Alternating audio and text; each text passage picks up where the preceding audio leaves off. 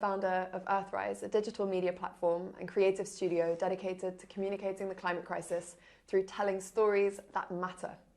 This conversation is recorded live from COP26 as part of our efforts to bring you cutting-edge content, insights and expertise throughout the conference.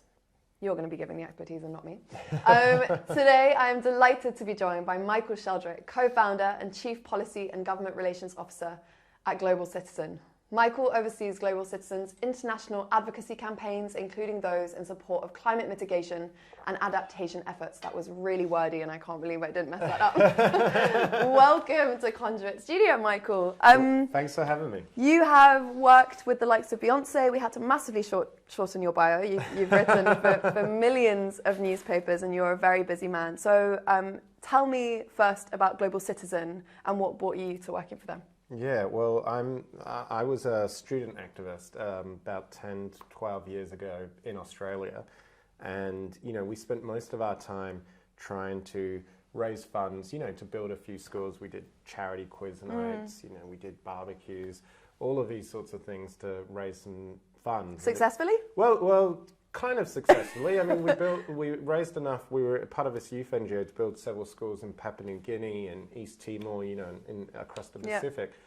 But it just came, so much to a conclusion that, gee, look, how many dollars are we going to have to raise in order to end extreme poverty, build schools? You can't do it. No amount of charity gala night dinners are going to end extreme poverty, because the reality is it's about systemic failure.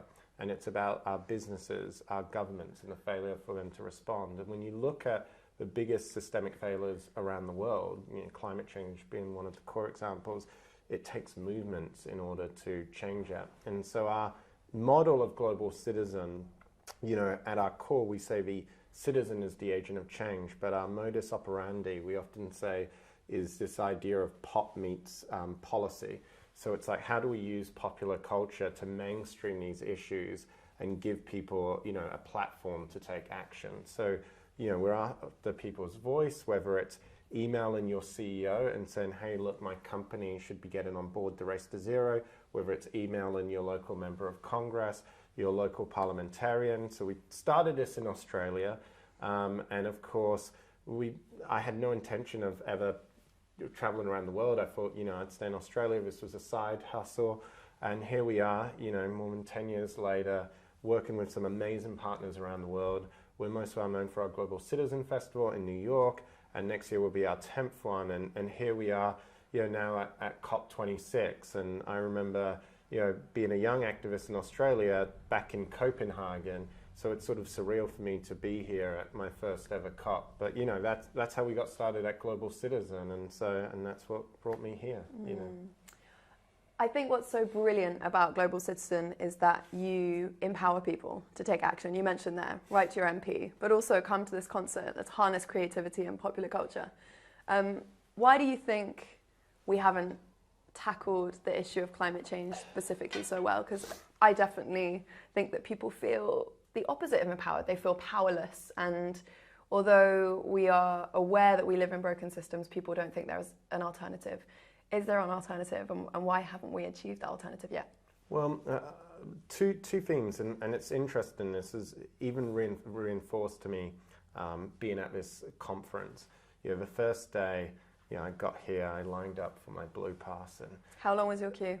It was horrendous, to be honest. I was like, it's funny, you spend all this time trying to get a blue pass, and they convince you it's this amazing thing, and get it off me. You're like, I'm going to be able to be in there meeting with negotiators, and then you realize, wow, 40,000 people, okay. And as I was waiting in line, I was looking at the Twitter thread, when the Wi-Fi worked. And one of these activists said, we're all here as advocates and we're competing for the same airtime, for the same platform to have our say, right? Whether it's in the green zone, blue zone, whether it's media attention, we're all here competing. And someone else had replied and said, when are we going to learn that we need to build our own platforms? We need to reach out and build our own platforms if we're to engage with and win the public debate. And I think two things. If you look at America alone, we're here talking about climate change, but someone told me this stat the other day that only 12% of Americans are even discussing climate change at any one time, whether that's good, bad, or not. And secondly, you look at someone like Rupert Murdoch, a famous Australian. Never heard of him. Well, there was this recent, but you look at this recent documentary series that came out here on the BBC, and they go back and they say he played a role in anointing pretty much every prime minister since Margaret Thatcher, and he has this media empire. And so us as advocates, it's like, how do we build our own platforms to challenge those centers of power if we can't get in and influence the traditional traditional centers of power? If Congress isn't going to listen to us, if Parliament's not going to listen to us, how do we create our own platforms to engage, win influence, and mainstream these issues? And so it's reinforced to me what we've done at Global Citizen by investing our time, energy to into our own platforms. A month ago we did this event, 24 hours, 6 continents around the world, actually 7 if you include Antarctica. Epic. So New York, Paris? It was New York, Paris, Mumbai, Lagos, London, Antarctica, Seoul, Korea, Sydney, Australia, which we had to do in the lockdown, so imagine that. But the idea was to rally people together and then give them a platform. And so my takeaway even more so has been, yes, we need to be here, but if they're not going to listen, let's build our own platforms. And I think we now live in an age where that's possible. And if government's going to be too slow, let's take it into our own hands and let's actually do that. So, for me, I've actually walked away saying, a reaffirmation of what we're doing at Global Citizen and why it's so important. And obviously, concerts is one way, but we know concerts, at the end of the day, it's not concerts that change people, it's people that change people. It's those conversations. So how can we use our power, create more platforms to enable those conversations? So it's not just 12% of Americans talking about climate change, it's 50%, it's 60%, and then Congress is actually passing the legislation to get this done. You guys are really good at what you do. Thank you. I know that you took part in the End of Polio campaign. Can you tell me why did it do so well? What was it that came together? It was interesting, and that really goes to our origin story at Global Citizen in a way. There we were in Australia. And it's 2011? 2011, yeah, in Perth, Australia, which is the most isolated city in the world, desert on one side, ocean on the other side. And we had decided early on when we were saying, okay, how are we going to rally people around poverty? It was like, poverty is very up here. If you say you're going to eradicate poverty, people are like, yeah, on what planet? Like there's so many dimensions, water, sanitation, education. Right. So we said we need a vehicle to rally people around and show change is possible and use that as an entry point to then say, look, progress is possible in the broader struggle against extreme poverty. So polio came in because it was this disease, funnily enough, founded by an Australian Rotarian. So it had this Australian story, and narrative is everything, right? And so you try and find these stories. Of the 4 countries that was endemic at the time, 3 of them were in the Commonwealth. And it just so happened that all the Commonwealth leaders were coming to Perth. It was the last time the Queen came to Australia, all of this. And we thought, look, these things are usually a talk fest. This is very concrete, and it would cost something like $500 million to eradicate this disease and make it just the second human disease in history to be eradicated. And we thought, wow, if we can do that, what a great way to demonstrate to people and say, look, you've just been part of this movement to help eradicate a disease. So of course, we started advocating, we started lobbying, and I have this knack when I was an activist, you would just go to one politician, one member of parliament, and you wouldn't leave him until they gave you what you want. And this one member of parliament, my local one, basically I think eventually said, to get me off her back, said, look, the Prime Minister's going to be in town later this month. And, I'm organising a schedule. What about if I gave you 15 minutes to discuss your idea and what you're up to? And that was Julia Gillard, who is a phenomenal woman, and I have a lot of respect for her. And meeting her, there I was going in, the most intimidating meeting of my life, and I knew I can't blow this. And I remember I sat down, and firstly I said, thank you for taking time. And she said, well, I'm on my 3rd shot of Red Bull for the evening. Yeah. And she'd get on it. I later found out that her police attachment would actually always have vials of Red Bull just in case she needed it. Yeah, I mean, she was a busy woman, still is. And so I was like, okay, yep. So I launched my pitch basically saying, for this summit, you got David Cameron, all these people coming in, could you use this as a moment to make it a turning point in this effort to eradicate polio? And I told her some of the stories I'd heard, the health workers. And she looked at me and she was so measured. And I'll never forget this. She basically gave me this respect as this young 20-something activist, as if I was like her peer. She looked me in the eyes and she listened, didn't interrupt at all. And then at the end of it, she said, I think this is very interesting, but I need some help. And what she was essentially saying was, look, we blame the politicians, but we have to give them permission to spend what is in the end our money. And there I just thought, well, what about if we did some sort of concert, like to give you this public permission? And she said, look, if we've got that, if you do that, we've got a deal. So I walked out there thinking, great, yes. The only issue is I'd never organized anything like this. You know, I'd organized maybe a barbecue before. 50 people came along, saw these frozen sausages and thought, bugger this, I'm out of here. Fortunately, when you have this idea and you tell people, you know, I'd have producers come out, amazing people. They'd say, do you really think she's going to deliver if we organize this? And I said, yeah, I really think she is. And somehow we managed to convince John Legend, fly all the way to Perth, Australia, spent more time flying than what he was actually in the ground. And I'll never forget it. We did this concert, and the next day, there we were with the Prime Minister, Julia Gillard, and she announced collectively $118 million. Now, it wasn't the $500 million, but there she was. And I said, I couldn't believe it. I said, here we were. We had that discussion. I kept my end, and more to a point, you kept this, and here we are. We're like changing the world. And she put her arm on my shoulder. Oh, you're really cute, you know, all of that. But my point is after that, you know, that model, we used this music, we engaged people.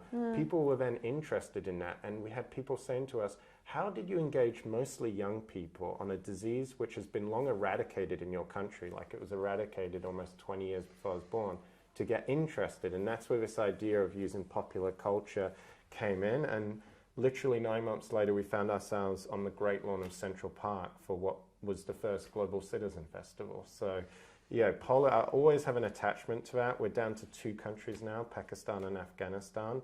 But, you know, for us, it was really, if you like, proved the model at the time and what this could do. And the rest is history. Yeah, I mean, we still have some way to go, but yeah. I want to ask you a bit more about popular culture. It has always struck me, every social movement in history has had the songs, it has had the chants, it has had the films. Why do you think we are so much better at painting a picture of dystopia? We're so good. I mean, I watched the James Bond movie the other day. No, there's like last week, 6 the adverts before, it's all massive, big, blockbuster dystopia. Why are we so much worse at painting a picture of not just a utopia, but the world that we know is possible to build? And how do we get creatives? How do we get people who haven't engaged with this issue to do just that? You know, it's a very good question. I mean, I think what I've always tried to do in the stories we tell and the narrative is, yes, you need the jeopardy and you need people to say, okay, it's now or never, this is how we're going to get it done. But also to give people a very concrete way to take action. And I think without that, you're just driving cynicism. Yeah. And you're just driving apathy.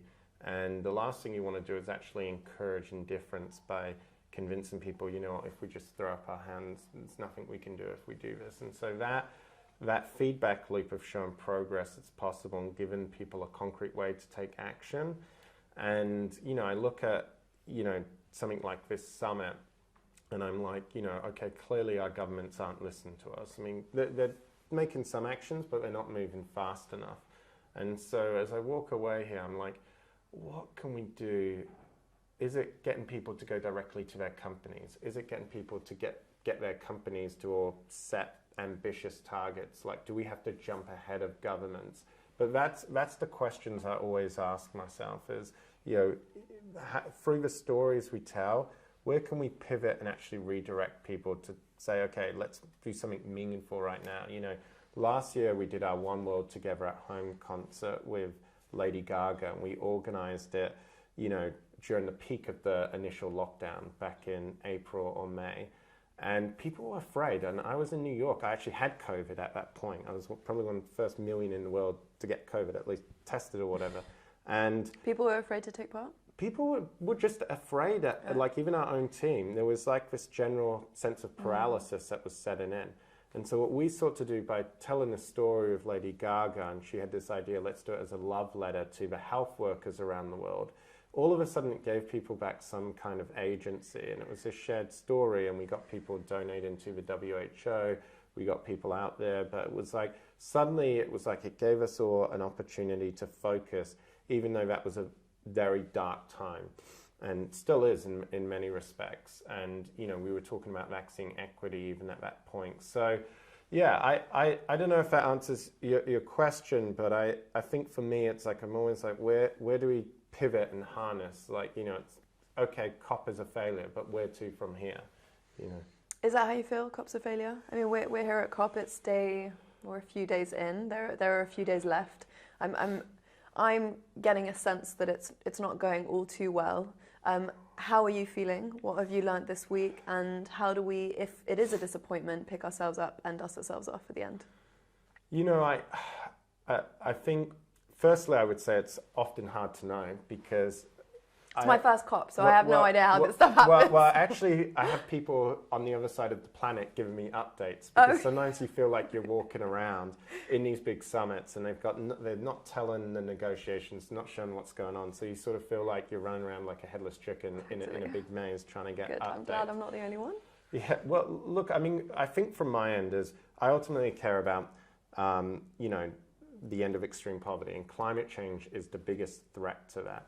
And I think from my end, the biggest disappointment that to me hasn't been mentioned enough, and it's almost been tacked on the end, is this concept of environmental justice. And in the sense, like, climate change is profoundly unfair.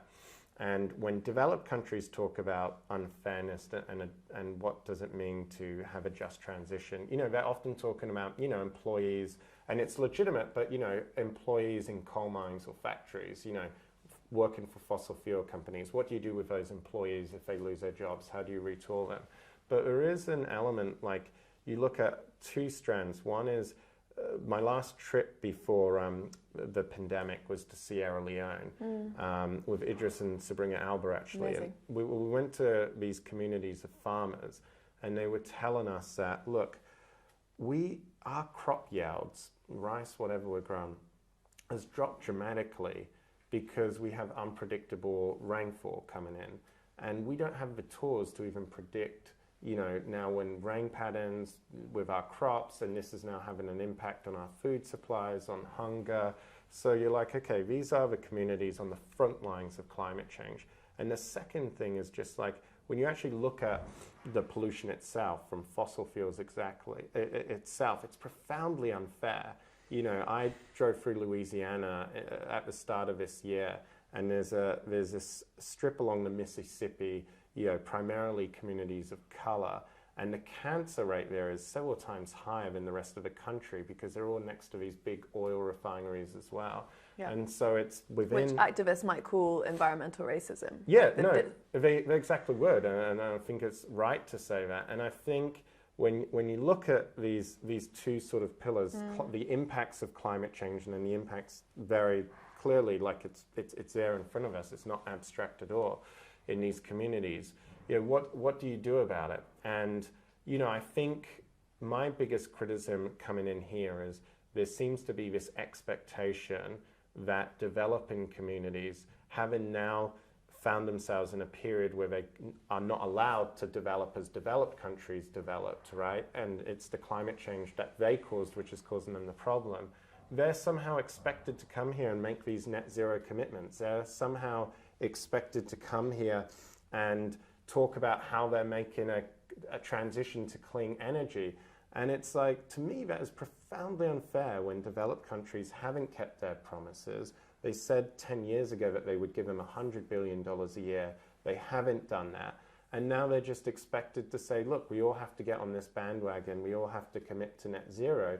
And what you're really asking some of these leaders to do is say, look, you know, I'm sorry all my citizens who still live in poverty, but unfortunately, you've got to stay there because there's no opportunity to develop, and if in this world we live in right now, and so I think, a diplomat said to me, he said, I don't want to be straitjacketed into, one pathway that the West tell me to do, which is going to penalize, the welfare of my citizens, because everyone deserves the opportunity to thrive.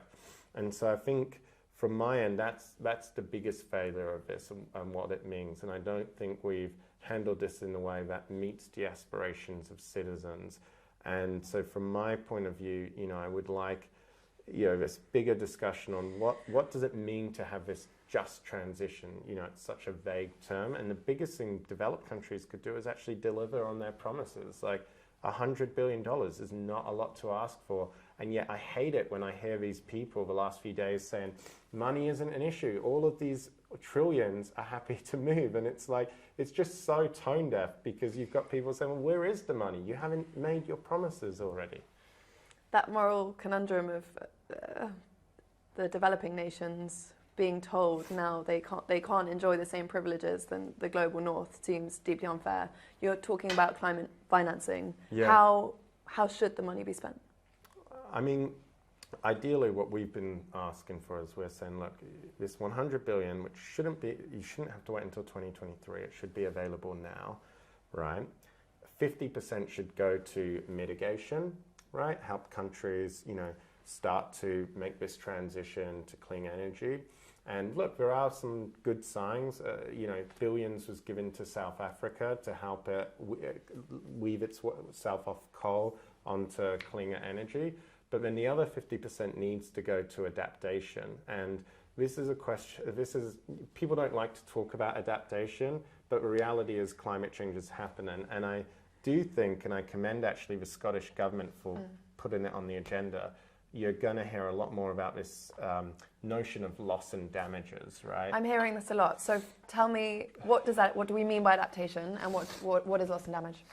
So adaptation, and I think eventually loss and damage is almost, to my view, even more of a raw expression of adaptation. But adaptation is basically saying, look, okay, we've got floods happening, we've got droughts happening. We've got all these things happening, right? How do we assist communities to adapt to these impacts? The farmer on the front lines I mentioned earlier, the farmer who's having literally his crops destroyed because he can't predict the weather, right? How do you help him adapt to this world with crazy weather going on? And so, that's what we mean when we talk about adaptation. Loss and damages is even more than that, because it's saying, not just adapt, but to a certain extent, right, with countries now expected to, we were just talking about before, you've got South Africa, you've got other countries, with them now expected to forego, the pathway that the West went through. There is a question as to, well, what opportunities are they giving up, right? So loss and damage, it's also about future loss and damage as well, right? And obviously for developed countries, and you can see this also in the context in America, Black Lives Matter, when you talk about reparations. Right. No one likes getting into these sorts of discussions, right? It's the sort of thing where you say loss and damage to a developed country's diplomat, they're kind of looking around saying, do I need my lawyer here, sort of thing. But it's a very real concept, because these impacts are very real. And of course, the real loss and damage is going to be much more than $100 billion a year. And, countries haven't really wanted to support it actively, because they don't want to validate it and legitimize it as a concept, right? And put it on the agenda. And so, why is that? Is it because in accepting it, you then accept that the global north has this proportionate responsibility to take action? Well, exactly. So the G20 summit took place just before, right? And a draft was leaked around the 100 billion finance pledge, and it was actually, I think, a diplomat from Australia, so not great. Doesn't make us that. Yeah, I know. Someone said the other day, it was you. This minister came by and said, "Where you're from?" And this guy put me out as an Australian, and I said, don't say it like that. I feel like when you say an Australian in this context, I'm expected to hide under the table or something, but not with the government. Thank you. But, there was this draft leaked, and it was essentially like, can we tone down the 100 billion? Because they were like, this was just meant to be like a nice thing we do, like a symbolic thing. It was never meant to have the appearance of like a legal contract, like a promise, right? Because they don't want to get into this situation where 100 billion rises becomes much more, when in reality it should, right? So these things are seen as nice symbolic terms, things we do, but actually not substantive. And so this whole discussion on loss and damage is basically saying we need to quantify it. The Prime Minister of Barbados, he gave one of the most amazing speeches, and she was with us, Mia Motley, amazing human being. She reckoned that we should be providing for the next 20 years $500 billion a year. And even then, that's probably nowhere near enough, but it's something. So no one wants to legitimize these terms. They don't want to be locked in, and that's why I think it was really impressive that the Scottish government came out on the first day. Okay, it was £1 million, but in doing that, they became the first government, and I guess are they the hosts, or quasi-hosts, I guess, of Glasgow, to basically put this on the agenda. And I think you will now see this in future COPs, this check-in against it, and it will become a much bigger test, I think, of the goodwill and trust between developed and developing countries. You spoke about the link between climate change and poverty. I know that you guys are doing incredible work on climate migration. Can you tell me about that work, and what do we even mean by climate migration? Yeah, well, climate migration is basically referring to, what's going to happen to countries like Bangladesh. And Bangladesh is the size of the state of Victoria, back in my home country of Australia. And yet, I think Victoria has 5 million people. Bangladesh has, hundreds of millions. And so it's one of the most densely populated countries in the world. And yet a third of Bangladesh is expected to be underwater as a result of climate change. When we talk about 1.5 degrees, if we blow past that, that's the reality with a country like Bangladesh. So it's not a surprise that you've got the Prime Minister of Bangladesh here standing with other countries talking about this and saying, look, if you don't want this to happen, this is the reality. We have to act now, and we have to avoid this. And they think that, the number of refugees as a result of climate change is going to be huge, and it's going to be 4 times as many, or already is, of refugees through other humanitarian conflict disasters. And so, this is the challenge, and some of it will be from countries literally facing an existential crisis, such as in the Pacific. Others will be because of droughts, because of climate-induced conflict, basically, over scarce resources. You've got the head of the World Food Programme speaking to record levels of famine, 41 million people on the brink of starvation, and he's due to update that next week. And he points to climate change as being one of the major causes of the droughts, and in turn driving a lot of this famine. And so through that, we always know that famine and hunger ends up being one of the major drivers of migration, where people are going to go to. So I think we're going to see more of this, and probably within countries as well, as much as between countries. I got the chance, I'm aware that her book is behind me, but I got the chance to interview Vanessa Nakate last week, and you just remind me, because she wrote this very powerful tweet and essentially said, 1.2 degrees is already hell for us. And I think it's so easy to be at these conferences. It's so easy to see the numbers and statistics, the conversations about 1.5 degrees, without being really emotionally connected with what that means for communities on the ground. She was amazing, by the way. Yeah. But again, this is what I mean where these conversations aren't enough. I went to an event, and she was on a panel, and she got asked one question, and really? She gave a very eloquent answer. Didn't speak the longest, was straight to the point. Like, she didn't go on like people like me. And I was like, I wish the moderator, whatever, I was like, could have gone back and dived more into these concepts. But she was phenomenal. She really chooses her words carefully. I don't know if you found that watching her, and she doesn't mince her words. She's very poised and okay. what do you want to see from COP? And more specifically, you've spoken so powerfully about justice. You've spoken about intersectionality, specifically environmental justice. Is a COP without conversations around justice at the heart a cop-out? I think so.